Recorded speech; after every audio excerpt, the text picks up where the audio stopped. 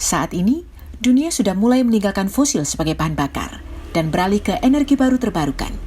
Indonesia memiliki cadangan nikel yang besar untuk bisa dimanfaatkan menjadi peluang sebagai energi baru terbarukan. Adapun, nikel merupakan salah satu bahan baku yang dapat digunakan untuk membangun baterai mobil.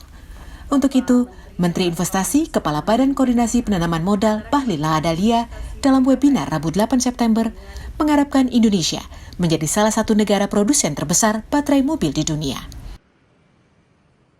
Nah, cadangan nikel di dunia itu 20% ada di Indonesia.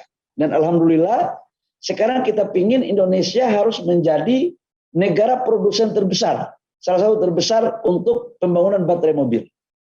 Dan kemarin saya lapor kepada Indef, Pak Prof, tanggal 15 besok kita sudah mulai groundbreaking pembangunan pabrik LG yang kami teken di awal tahun 2021 sebesar 9,8 billion.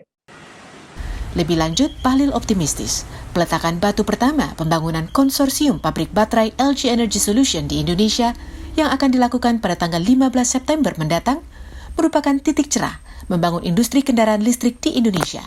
Bahlil mengatakan nilai investasi pabrik baterai mencapai 9,8 miliar dolar Amerika Serikat atau sekitar 142 triliun rupiah dengan kapasitas mencapai 10 gigawatt per jam.